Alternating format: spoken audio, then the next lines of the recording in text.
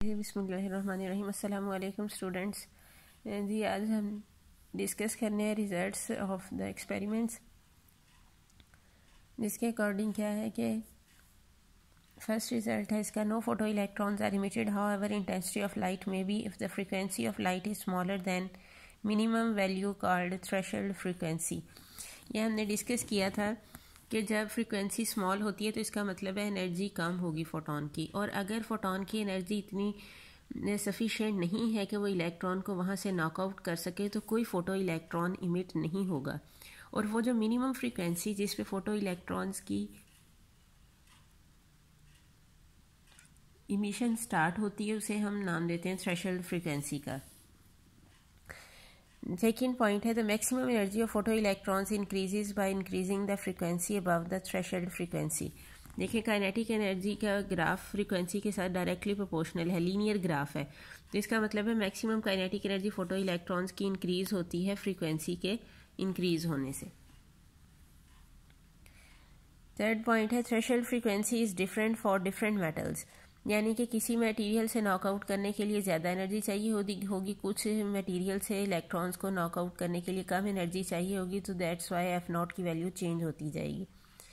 The energy of photo electrons does not depend upon the intensity of light but it depends on the frequency of light, क्योंकि energy जो है E = HF के equal होती है, तो इसका मतलब है एनर्जी फ्रीक्वेंसी पर डिपेंड करती है, number of photons per depend नहीं करती। The photoelectrons are emitted instantaneously even when the weakest possible beam of light having frequency above the threshold frequency falls on metal surface। जैसे ही F0 से greater energy का photon होगा, बेशक intensity कितनी ही कम क्यों ना हो, यानी नंबर ऑफ फोटॉन्स बेशक कम हो, लेकिन अगर फ्रीक्वेंसी थ्रेशोल्ड फ्रीक्वेंसी से स्लाइटली ग्रेटर है तो फोटो इलेक्ट्रॉन्स की इमिशन स्टार्ट हो जाएगी। Threshold could not be these results could not be explained on the basis of electromagnetic wave theory of light. According to this theory, increasing the intensity of incident light should increase the kinetic energy of emitted electrons, which contradicts the experimental result.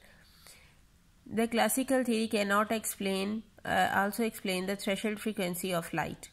अब इस result के according क्या है कि जो अगर हम intensity of light increase करें तो काइनेटिक एनर्जी इंक्रीज होनी चाहिए according to classical wave theory, लेकिन इलेक्ट्रोमैग्नेटिक वेव थ्योरी में हमने क्या कहा है कि इंटेंसिटी पे डिपेंड ही नहीं कर रही, इंटेंसिटी पे की बजाय फ्रीक्वेंसी पे डिपेंड कर रही है, तो इसलिए क्लासिकल वेव थ्योरी जो है वो फेल हो गई थी इन एक्सपेरिमेंटल रिजल्ट्स को एक्सप्लेन करने में, तो इसलिए इसको एक्सप्लेन किया गया on the basis of quantum theory. Einstein explained the photoelectric effect on the basis of quantum theory, taking the idea of quantization of energy. Quantum theory was presented by Max Planck. Einstein assumed that light consists of photons and the energy of each photon is given by E = hf. H Planck's constant है जिसकी value है 6.63 × 10⁻³ joule second. ये numericals में भी हमने use करनी है और MCQs में आ जाती है, इसलिए आपने याद रखनी है।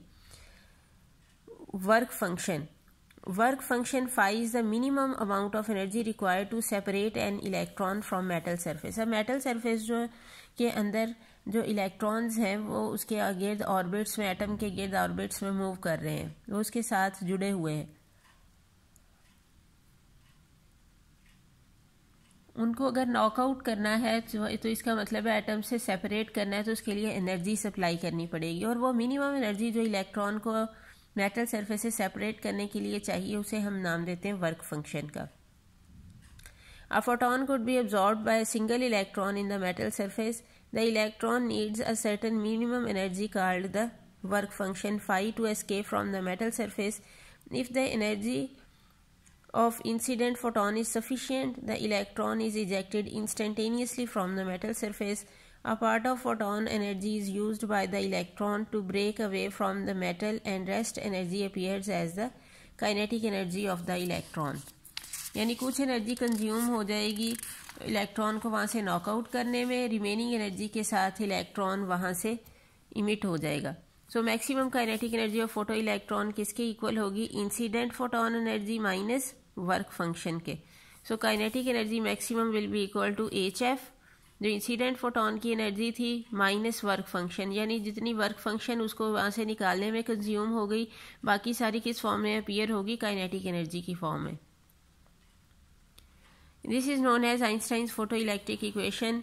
When a kinetic energy maximum is 0, the frequency is equal to the threshold frequency, hence above equation becomes, अगर ऐसा है कि फ्रीक्वेंसी थ्रेशोल्ड फ्रीक्वेंसी के इक्वल है तो जस्ट इलेक्ट्रॉन वहाँ से नॉकआउट करने की एबिलिटी तो रखेगा फोटोन, लेकिन वहाँ वो उसके पास काइनेटिक एनर्जी नहीं होगी, काइनेटिक एनर्जी उसकी ज़ीरो होगी।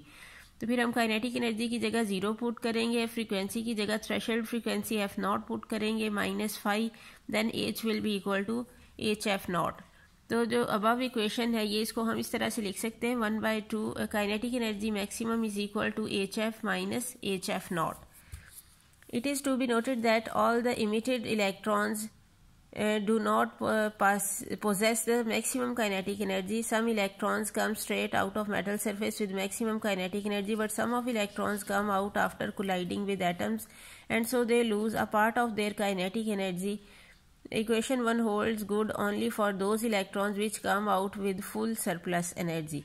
यानी देखिए अगर एक इलेक्ट्रॉन को हम नॉकआउट कर रहे हैं, जब वो बाहर आ रहा है तो वो अपने नेबरिंग एटम्स के साथ भी कोलाइड कर सकता है, उस कोलिजन में भी कुछ एनर्जी लूज कर देगा। लेकिन यहाँ पे जो हमने किया है डिस्कस जो आइडिया, उसमें के अकॉर्डिंग ये है कि इलेक्ट्रॉन जो है वो फुल एनर्जी जितनी उसके पास है उसके साथ नॉकआउट हो जाएगा। कोलिजन में हमने एनर्जी लॉस जो कोलिजन में हो रहा है उसको डिस्कस नहीं किया। Albert Einstein was awarded by Nobel Prize in Physics in 1921 for his explanation of photoelectric effect। ये आपने याद रखा है 1921 में इसको नोबेल प्राइज मिला था for the explanation of photoelectric effect. Photoelectric effect का रिजल्ट क्या है? Photoelectric effect cannot be explained on the basis of wave theory of light, that is, light consists of waves and energy is uniformly distributed over its wavefront. It can only be explained by assuming light consists of corpuscles of energy, corpuscles यानी small particles या small packets known as photons, that it shows the corpuscular nature of light, या हम corpuscular भी कह सकते हैं या particle like nature भी कह सकते हैं। ये हमने पढ़ा था कि लाइट जो है इसकी डुअल नेचर होती है, sometimes light behave like a particle and sometimes light behave like a wave. जो फर्स्ट ईयर में हमने जितने फिनोमिना डिस्कस किए थे उसमें हमने लाइट की ली थी वेव लाइक प्रॉपर्टीज़। अब हम डिस्कस करेंगे जो फिनोमिना इसमें होगी लाइट की पार्टिकल लाइक नेचर।